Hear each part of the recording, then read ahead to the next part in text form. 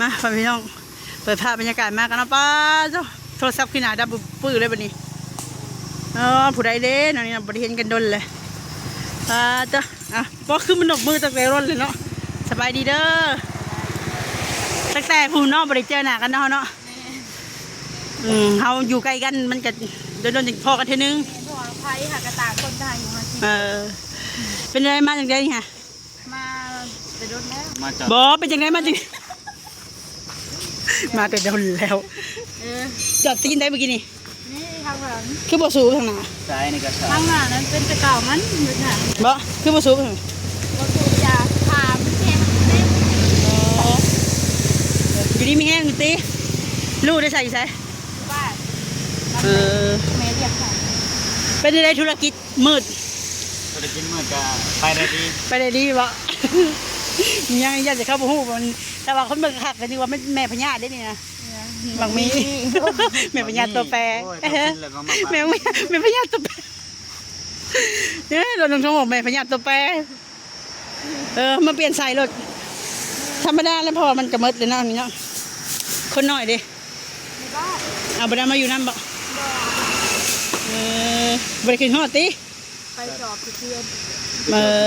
ถูกเดือนเลยถูกอาทิตย์ละไปจอบถูกเดือนเลยถูกอาทิตย์มาแป้งรถนะวันนี้กันเนาะมาเปลี่ยนรถสลาใส่ซาเล้งเพราะว่าขนาดบ่มีแห้งแล้วเท่าแล้วค่ะสบายดีลูกสบายดีเอ้ยสบายดีน้ำฝนลูก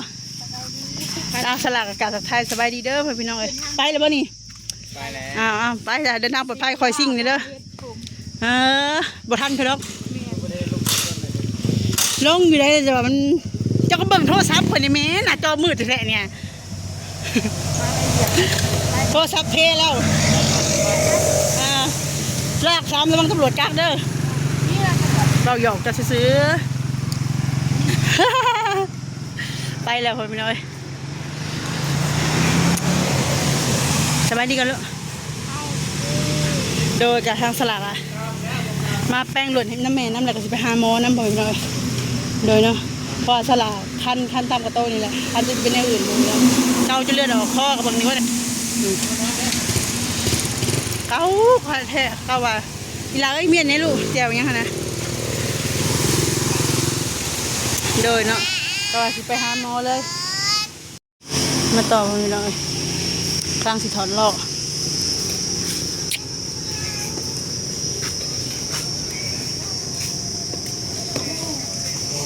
บอกกับขานน้องก้นกับสัมจิเวียด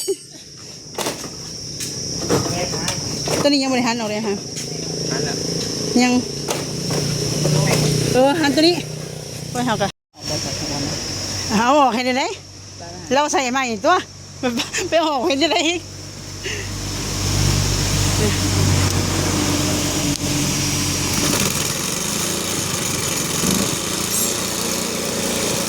เล็งค่ะสลับปั๊บมาเลย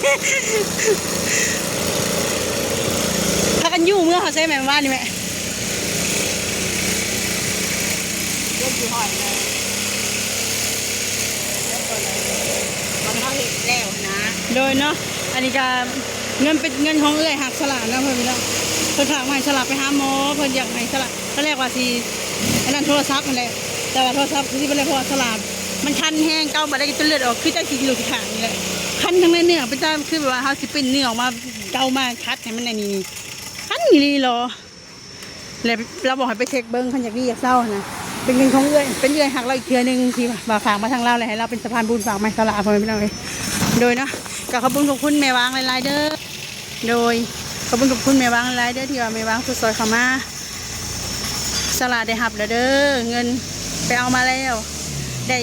3,400,000พอหน่อยโดยกะสิไปหาหมอน้ำแต่ว่าทางเงินเลือกสิเบิ่งโทรศัพท์น้ำเพราะว่าโมเมนต์ว่าเบิ่งยังหรอกสิไปเปลี่ยนหน้าจอเพราะมันหมึกขึ้นดำคืออยู่พอไม่ต้องเลยมันจอมันเสื่อมสภาพบอกเลยวันนี้สลาวของเพื่อนอยู่ดีมันก็ดำขึ้นเองเลยนะขอบคุณแม่วางหลายๆที่ว่าเมตตาสลาเนาะฝากเงินมาให้สลาได้ไปหาบุตรทำหมอคอยแม่อยู่ดีมีแห้งสุขภาพแข็งแรง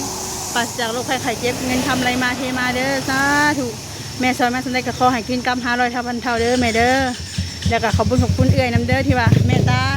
เป็นสะพานบุญให้สลายอีกเทื่อนึงขอให้เอื้อยอยู่ดีมีแห้งสุขภาพแข็งแรงสุขกายสุขใจอายุมันคนยืนเงินทำอะไรมาเทมาเด้อเด้อเอื้อยก็ขอให้ครอบครัวฮันซานมีแต่ความสุขความเจริญรุ่งเรืองในหน้าที่การงานการเงินเด้อสาธุโดยทางนี้ก็แซ่บบ่ลูกเดินได้กินเทื่อนึงบ่เนาะเอื้อยเลยค่ะ เราอยู่ในภูเขา สบายดีไหม คนเดียวไปจน จบสิไปมันนั่นเงินจะสิไป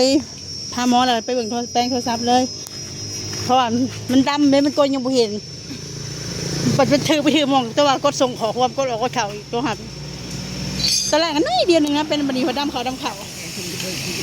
ฮะแต่คนจะถ่ายคลิปนั่นนี่รู้เด้อแต่ว่ามีจังหน่อยไรเขาบอกมีเสียงเพลงกับไปถ่ายเด้อนี่คันนี้คือฝนตกมาแล้วก็คันเลยเอาไปดูอันนั้นน้ำฝนเคยเป็นเป็นบ่อลูก โดยเป็น บ่กล้าเขาสิถึกน้ำเป็นบ่ แมนคือ อันนี้ถึกน้ำเลยถึกเลยเดียวกับบ่ได้คันให้คันว่า อันแม่เฒ่าเพิ่นอยากให้ท่ายาเพิ่นบอกว่าไปอาบน้ำมาเพิ่นก็เอายาที่ใส่น้ำนั้นมาทาให้แห้งคักกว่าเก่าเลยบ่ดิ บอกขออนุญาตนะเงียบยังบ่กล้าเงียบซะย่าเขายันถึกแข่งราคาลำทันอีลี่แหละถึกนิดเดียวกับบ่ได้ เบิดน้อยทาแล้วป้าไปเลยบัดนี้แล้วก็เซาเองเลยบัดนี้ โว้อันนี้เจ้าจะเลือดออกเอาพักกันเข่าไม่ตากฝนอยู่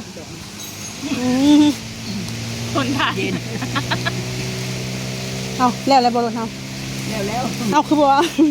บอกแล้วรถให้ละเสกค่ะบอกกันอันนี้เนาะโดยการเป็นไรแม่เอ้ยแม่หักของเป็นเอ้ยหักของเอ้ยหักเขาอีกเทื่อนึงแต่เขาเอิ้นแ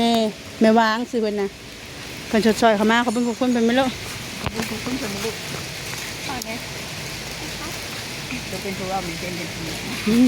เขาเป็นคนไม่รู้ เนยเนาะค่ะจะใช้ขอบคุณร้ายกับขอให้ขอให้สุขภาพทางกายแข็งแรง ยังวะ ทำไรมาเลยมา ผู้น้อยเป็นยังทั้งวีแล้วลูก มีแต่ความสุขใจของมาในชีวิตเนาะแม่ให้มาเขาได้ก็ขอให้กลับคืนหาแม่ลอยเท่าพันเท่าเด้อค่ะ ก็ถือ คนอยู่ดีมีแหงเด้อบ่เจ็บบ่จนเด้อ สุขใจเงินทำอะไรมาเลยมาเนาะโอ้ท่านนี่จะกินอย่างเดียวเลย ละเอาอีหลาว่าไม่รู้หลาว่าเป็น อ่ะแต่แล้วเขาไปได้ไหมลองกินกันเท่าก่อนบอกขาดก้นจะเปียกแล้วนี่ค่ะยาไปแล้วไม่ไปเบิ่งไปเขาจะทำมีที่บนนี้ถามเลยด้วย น้อยกว่าบ่ เงินในเฟซนี่มีใช่ป่ะ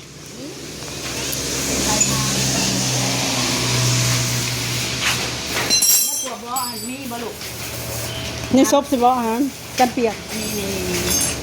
นี่วะ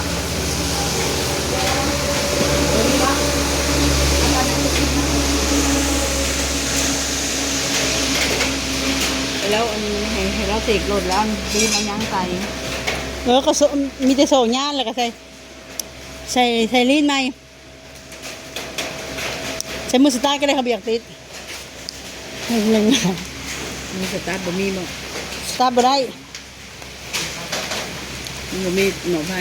หมอไฟก็มีแล้วหมอไฟให้เราเสกเราหูเองหรอกนะปี๊บฝนก็มาตกใส่บ่อเราเลย โอ้ยมันบ่ โอ้บ่อเองเปียกแห้ง ตัวนี้ขาวๆเด้บ่ใส่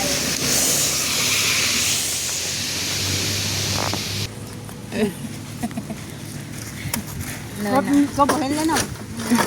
เลี้ยวบ่เห็นมันดำแม่ลาเพิ่นก็เตรียมตัวสิไปหาหมอเนาะ คุณชอบ ไปน้ำแมวสิไป แม่น ไปห้องหมอนำ กำลังโยโหลดอยู่เพิ่นเอาเขาจองให้แล้วก็มานี่ไปลองติดโหลดเบิ่งแล้วโหลดก็ติดได้พอดีเลย แม่จะไปห้องหมอน้ำเจ้า ไปไม่ได้ลูก ไปบ่ได้แม่ไปหาหมอเพิ่นซักยาให้เด้ ถ้าแย่เหียง บ่ได้เป็นหลาย ไปเลยแม่มีอยากโทรหาเลยเอาไปหาหมอก่อน เจ้า โดยน้องสำหรับคลิปนี้เขาจะคิดของพี่น้อยไปผมพอคลิปหน้าเด้อคลิปนี้เขาว่าสบายดีสบายดีสบายดีไหมสบายดีเอาสบายดีกันลูกงอนมากไอ้ที่จิ้มปลาเอง